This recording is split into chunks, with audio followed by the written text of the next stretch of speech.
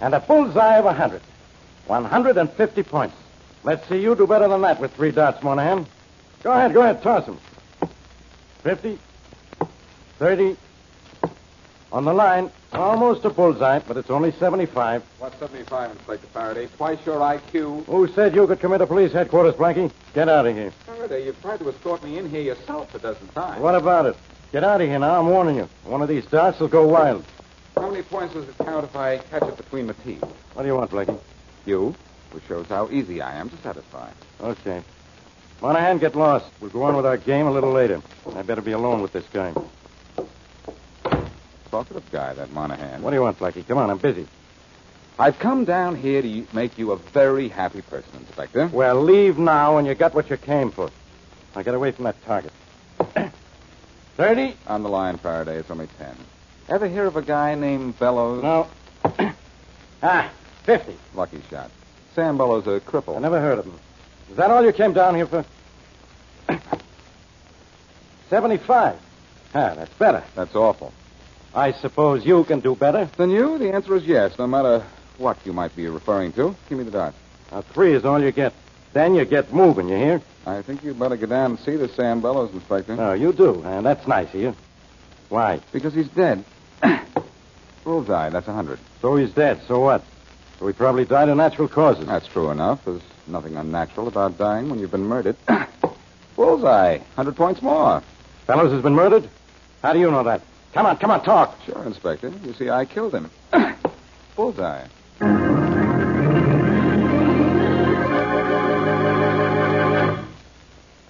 Now back to Richard Calmer's Boston Blackie. Enemy to those who make him an enemy, friend to those who have no friend.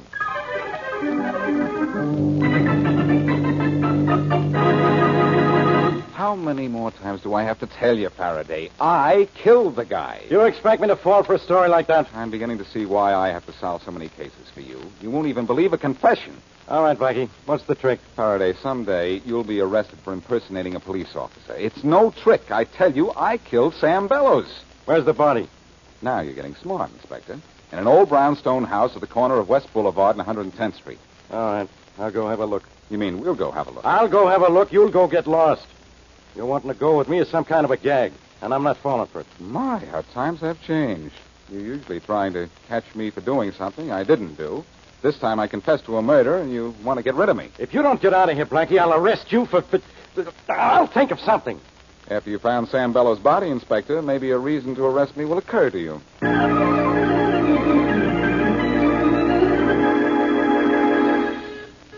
Mary, that's probably Charlie Kingston. Let him in, will you? Oh, of course, Blackie, sure. What is that? Come on, Happy. Hey. I suppose he's happy, but what is he? Down, Happy, down. Where did you get your sidekick, Charlie? Oh, look. At a kennel or a stable? Look out, Blackie. Now he's going to jump all over you. Nice boy. Down. You're going to have my right arm just as soon as I'm through. Down, Happy. Good boy. Down. Oh, Charlie, what is that? A dog. If that's a dog, what's a horse? I'll admit he's a little large, Blackie, but he's harmless. Harmless? He tried to devour us before we were even introduced. Oh, no, Mary. He was just making love to you. Happy's a very strange animal. Pays no attention to me or to anyone else he knows well. He only likes strangers. Well, introduce us to him quick before we're stampeded. Maybe I better put him in the kitchen. Good idea. Oh, close the hall door, will you, Blackie? Sure. Come on, Happy. Nice boy. Oh, wait a minute, Charlie. The kitchen door opens out. Will you pull it towards you? Okay. I hope you don't mind if Happy plays in here, Mary. Of course she doesn't, Charlie. She wants a new kitchen anyway. Go on in. Go on. What kind of a dog is that, Charlie, besides big? We'll talk about Happy later. I want to know if you saw Sam Bellows. His house is impossible to break into, and he wouldn't see me in any normal way, so I went to Inspector Farraday and told him I had killed Bellows. What? Blackie. Don't worry, he didn't believe me. He went to investigate, but he wouldn't take me with him, so that idea is wasted. Maybe you went too far. Can't we talk about something besides murder just before dinner? I'm sorry, Mary. Oh, well, this is just before dinner, isn't it?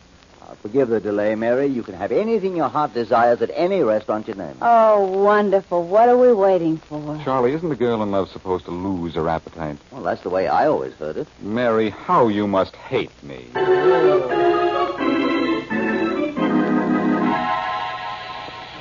Come on, Rollins. Haven't you cut through that door yet? Come on, what's holding you up? This is just an acetylene torch, Inspector Farraday, not a 20-millimeter tank gun. And this is a steel door. Now I know why Blackie gave me that cock and bull story about killing this guy, Bellows. Why? There's probably no such guy as Bellows. We rang every bell we could find, and nobody answered. And why did Blackie say he killed him? There's something in this house Blackie wants, and he figured he could steal it right under my nose once he got inside. What made him think you'd get him in? He knows I chipped my way barehanded through a brick wall to pin something on him. Maybe nobody answers the door on account of everybody inside is dead. Maybe Blackie wasn't lying. All right, that'll be enough out of you, Rollins. Get busy with that blowtorch. I want to... There she is, Inspector.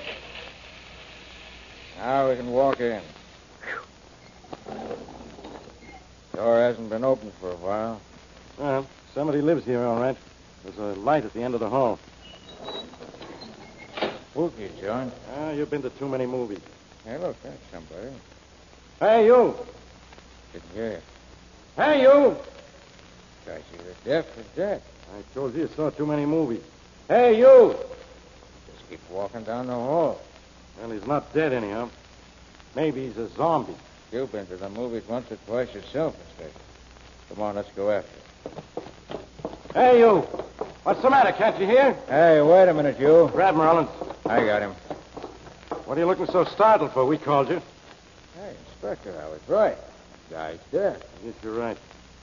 Hey, you. Can't you talk? Look, like this. I move my mouth. Talk. Deaf and dumb, Inspector. I got it. Give me a pad and pencil. Sure. I'll write notes to this guy, and he can write back to me. Here. What if he can't write? Then I'll make him your boss. Get lost, will you, Rollins? Have a look around and see what's in the rest of the house. Sure. All right. You and I are going to have a little spelling bee. Can you write? No, never mind. I'll just write out a question and see if you can write the answer. Does Sam Bellows live here? Now take a look at this. Well, I hope a nod means yes. You'll have to write this answer, though. Who are you? Here, now you write. I am the maintenance man, but I know nothing. You want to see Frank Lewis, Mr. Bellows' financial advisor, or Larry Addington, his nephew. Okay, I can remember that. Don't look so pained. I'll pick the paper up off the floor before I leave. Hey, Inspector Farraday. What's the matter, Rollins? Come here, quick. Okay. Now, don't leave here, you. As if you could hear me. What's up, Rollins? Here's something that ought to be sort of interesting, Inspector. Well, Blackie's confession was the truth, huh? Sam Bellows sitting in this big red wheelchair with a knife in his chest. Sort of dead, too. Sure is. And I've got Blackie sort of dead, too. Right.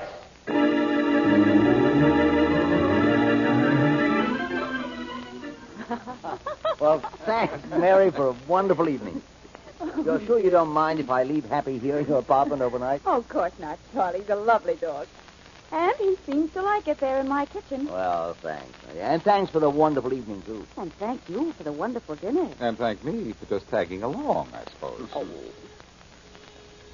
Now, I am not expecting anyone. Well, let's see who you're not expecting. Alas, it is my secret lover. I confess all. Oh, come in, come. Yes? Hello, Miss Wesley. Inspector Farraday. Some secret lover. Blackie here? Yes, come in. He was just leaving. Well, the pleasant part of the evening is over. You're here, Inspector. What do you want? You, Blackie? Mary's got a priority. Thank you, sir. Faraday, this is Charlie Kingston. How are you? How do, Inspector? I think we met on the phone several weeks ago. Oh, that's right. So you did. I hope you enjoyed yourself this evening, Blackie, because it's the last fun you're going to have for a long time. Why, are you resigning from the force? I'm arresting you for murder, Blackie. Now, who did I kill? Sam Bellows. What? Blackie, you said you didn't see him. I didn't. Oh, no, of course not. And how'd you know he'd be found dead? Was he? He was. Come on, Blackie. I'm taking you down to headquarters. Faraday, don't be stupid. And put that gun away. I'll put it away when you're tucked away. In jail. Come on.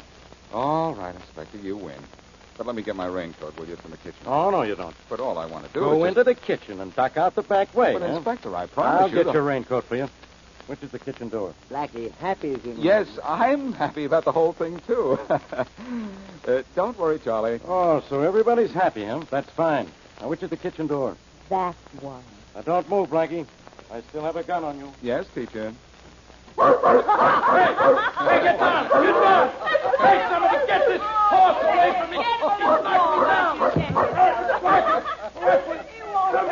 Get this dog off me! Where's the town? So long, Faraday. I'm leaving. Get me out from under this face-licking pony! What? So you can arrest me for murder, huh? Nothing doing. I'm leaving, Faraday. But I've got an idea, though. Fight him. At least that's news.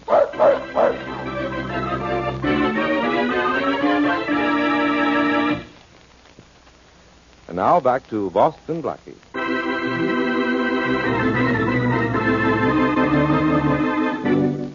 For a reason he chose to keep to himself, Charlie Kingston, Blackie's millionaire friend, asked Blackie to do anything in his power to see and talk to a man named Sam Bellows. Unable to break into Bellows' home, Blackie came to Inspector Farraday with a story that he had killed Bellows in his home and should be taken to the scene of the crime. But Farraday suspected Blackie's confession was a trick and went to Bellows' home alone. There he found Bellows, murdered. Farraday then tried to arrest Blackie for murder, but Blackie, as usual, escaped. It is early the next morning. As we return to our story, Blackie and Charlie Kingston, dressed as policemen, are climbing the steps of Sam Bellows' house. Are you sure we'll get by the policeman at the top of the stairs? Look at your clothes. We're policemen, too, remember? Mm-hmm. Won't this police guard recognize you? Not with a visor and my cap pulled down. Good morning, boys. Inspector sent you to relieve us? The relief men are coming up in a few minutes. Faraday sent up a special detail, okay? Sure. Go on in. Come on, Charlie. Right. Hey, wait, I'll open the door first. Thanks. Who else is here? Only Thompson. He's upstairs. Okay, thanks. Well, that wasn't hard, was it? No, but I'm not used to this sort of thing. You'll live longer if you don't try to get used to it, Charlie. Let's have a look around. What do you expect to find? Something that will lead us to Bellows' murderer and take me off the spot. Well, let's hope we find it. Say, Charlie, look at this crumpled paper on the floor. Yeah. Seems to be a note of some kind. Let's have a look at it. There seems to be two different kinds of handwriting on it. As if one person were asking questions and the other answering them. Farraday wrote the questions. I know that scrawl of his anywhere. Who wrote the answers? Someone who calls himself a maintenance man. He says he knows nothing, but mentions a financial advisor named Frank Lewis and a nephew, Larry Addington. I see. Farraday obviously met someone here in this house who could neither hear nor talk and had to write everything down. I suppose this information is useless, though. Not at all. A nephew and a financial advisor might be a perfect combination for a murder. I think I'll go up and see that advisor as soon as we're through here. Someone's coming in the front door. Probably the relief guard. Now, that special detail you sent's in the house now, Inspector Farraday. Uh-oh. Special detail? What are you talking about? Oh, this is fine. Come on, Charlie, out the back door. What if there isn't a back exit? Well, in that case, we'll get up speed, put our heads down, and make one.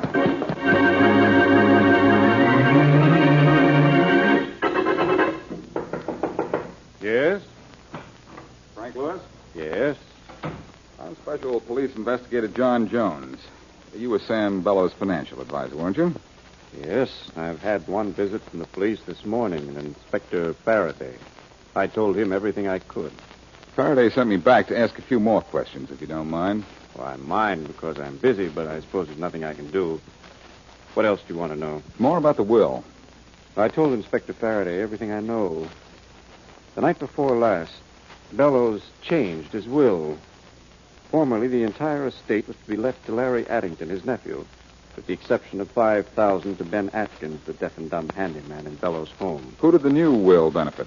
Atkins again for $5,000, but instead of the remainder of the estate, about $100,000 being left to the nephew, Bellows chose to leave it to some charity, a dog and cat hospital. Any reason for doing this? Just so his nephew wouldn't get it. Cigarette? No, thanks. Don't mind if I smoke. Of course not.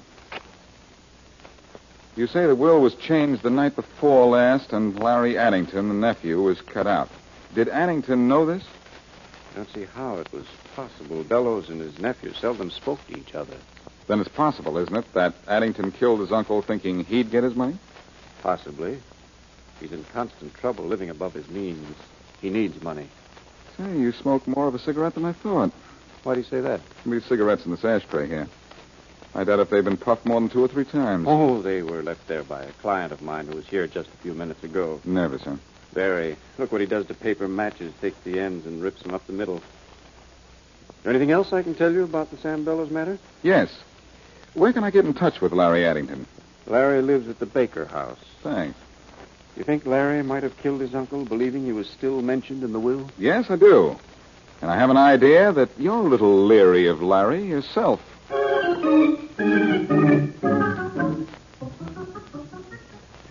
Have to stand still, Mr. Addington. Well, hurry up, will you, Martin? I'm trying to hurry, Mr. Addington, but I can't face the coat. You don't stand still. I don't like to stand still. Oh, we're going to be interrupted again. Come in. Tom, I told you not Larry Addington in here? I'm Larry Addington. Good. I'd like to talk to you. Some other time. I'm busy having a fitting. Did my man let you come in here? Please, Mr. Addington, stand still. Where do you intend going in that tweet, Addington? To a racetrack? Your opinion is uncalled for, and so is your presence. There, Mr. Addington, how do you like the way the coat hangs now? Oh, I guess it's all right. Why all the new clothes, Addington? Anything wrong with a few new suits? Since my uncle was killed, I'm rich. Are you? Yes. I want to look the part of a man who's just come into a fortune. Well, look the part if you want to, Addington, but you haven't come into a dime. Wait till you read the paper. Wait till you read the will. My uncle left his money to me. Mr. Martin. Yes? Don't just stand there. Don't have all day. Oh, I was interested in this man's remark about your uncle's will. What remark? Forgive me, but he said... I said Addington here was completely cut out of his uncle's will. What? That's not true. I saw my uncle's will last week. Well, you should have seen it last night or the night before last, just before he was killed. He changed it? He made a slight amendment, Addington. He cut me off? Without a cent. How do you know? I just talked with Frank Lewis. He was your uncle's financial advisor. Why would he tell you anything? I have what you might call a slight interest in your uncle's murder. You aren't suggesting that If someone had suggested to you that your uncle was going to change his will, you might have killed him before he had had a chance to change it. I didn't know his will was going to be changed. That'll be hard to prove. Well, just try to prove I killed him. You know something, pal? That's exactly what I'm going to do.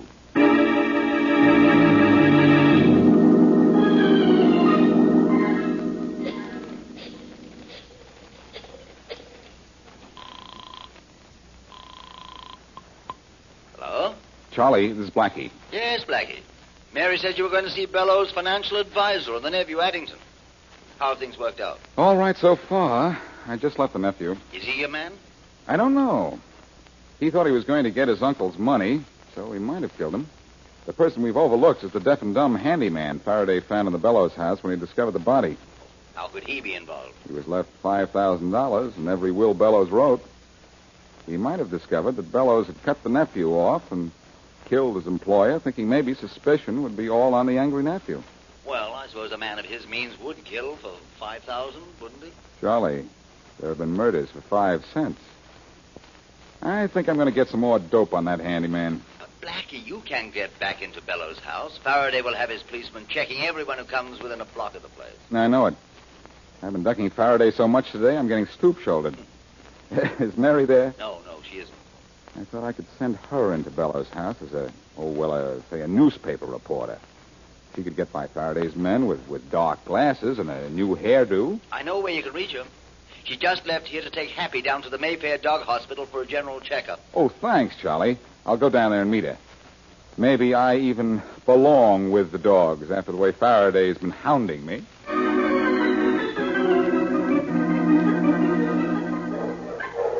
Something I can do for you, sir? Yes. Is there a young lady here with a rather large dog? She brought him in for a checkup, I think. No, there isn't. This is the Mayfair Animal Hospital, isn't it? Yes, it is. Well, I guess I got here too soon. Mind if I wait? No, not at all. Is there a chair or a bench around Perhaps here? you'd like to wait in my office. Oh, thanks. This way. Think that chair will be comfortable? Thank you. No, I think I've seen your picture in the papers. Strange what papers will do for news sometimes. Yes, you certainly look familiar. I'm Seth Peters. Cigarette? No, thanks. Mind if I smoke? Not at all. There isn't by any chance another Mayfair Animal Hospital in town, is there? Not that I know of. Mary and Happy must have been delayed on the way down here. What'd you say? Nothing. Oh. Do you, always do that? Huh? Take what? Take those matches and tear them. Nervous habit. I try to break it, but I can't. Oh, I see. Would you mind pushing the ashtray over this way? Of course not. I'll put the cigarette out. How's your friend, Frank Lewis? Who? Frank Lewis, the financial advisor. I don't know any Frank Lewis. Why do you ask? That cigarette of yours makes me ask. My cigarette? Something wrong with it? Why, no. You put it out rather suddenly. Oh, I never take more than 3 or 4 drags. And you don't know Frank Lewis? Oh? Does he have the same habit? No, but you're lying when you say you don't know him. He has a client who does the same thing with matches and cigarettes. You. Well, no. Here. Lewis said Sam Bellows left his money to a dog and cat hospital. I think if I looked at Bellows' will, I'd find that it was, this place of yours. I don't know about that. You said you didn't know Frank Lewis, yet you were up in his office this morning. It's not true. The ashtray in his desk was filled with torn matches and cigarettes barely smoked. You own this place? Yes, I do. That doesn't mean a thing. It means plenty. It means you killed Bellows for his money and then went to Lewis to collect. The fact that he denied you'd been there makes him part of the scheme. Just because I own this place, you think I killed Bellows, huh? It'd be worth your while. Well, I don't own this place. I merely front for the man who does. All right, who's the real owner? Frank Lewis, he's the man you want. Didn't even know Bellows was dead until Lewis called me to his office this morning. Come on, Peters. You're going down to police headquarters. But I tell you, I didn't kill anyone. Lewis did. He forced Bellows to change his will night before last, then killed him. Set that story to music, Peters, because when we get to police headquarters, you're going to sing.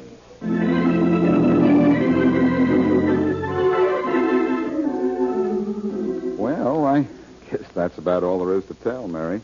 When Peters got through talking, Farraday had Lewis in jail. That clears up everything, Blackie, except why you wanted to get in to see Bellows in the first place.